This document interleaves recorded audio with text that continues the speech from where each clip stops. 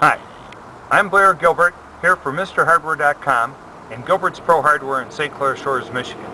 Here to talk a little bit about using foam to fill cracks in our driveway, in the gap between our driveway and our house.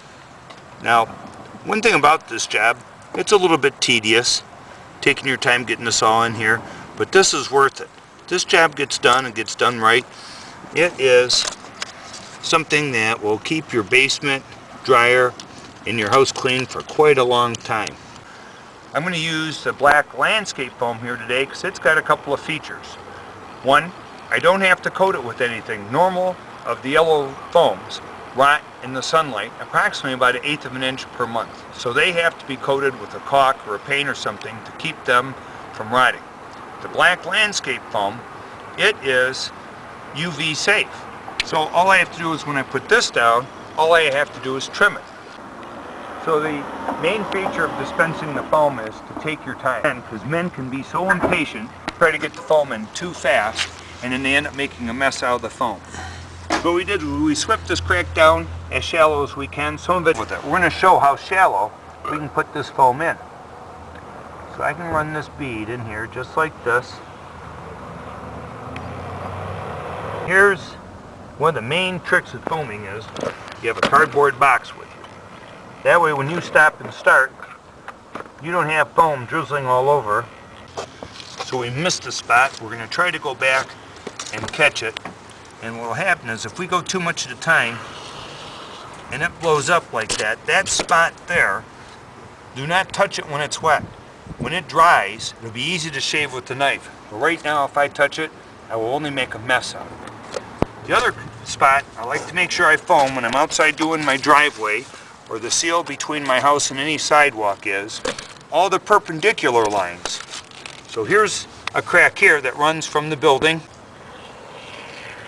And what this will do for us is as water is running down my driveway towards the street or wherever it's going, when it hits these perpendicular cracks, it's going to go down into them due to capillary action, and it's going to run right back to my house.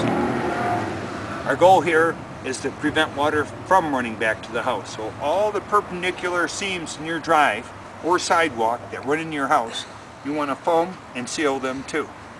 Get this all done in the fall. You keep the concrete drier underneath.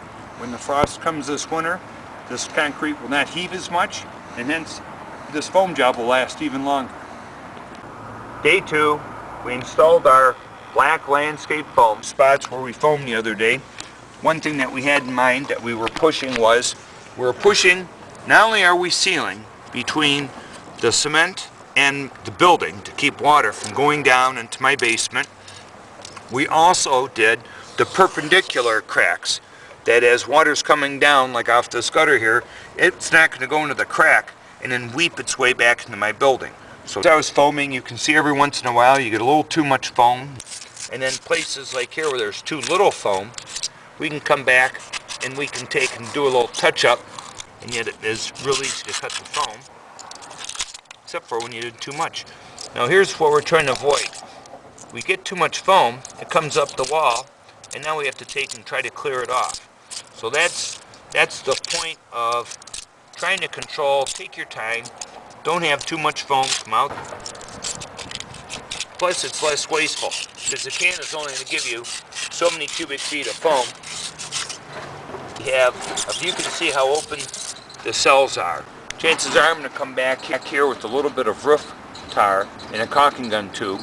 I'm going to lay a bead over the foam and smooth it out with a paint stir stick, fill the voids, and this building be waterproof for many years. One advantage of using a zip knife, full inexpensive 99-cent knife, is the blade bends. So I can take the blade, I can bend it, I can keep it flat with the ground, so I'm cutting the foam flush.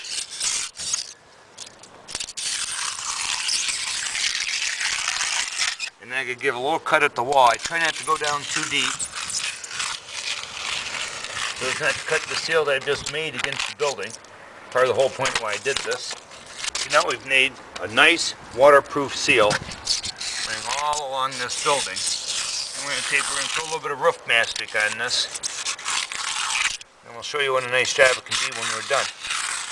We're going to be using some DeWitt's roof mastics, DeWitt's 99, manufactured right here in Detroit, Michigan. We're going to do an attempt to fill some of these voids. It's a little bit tedious, taking your time getting this all in here, but this is worth it.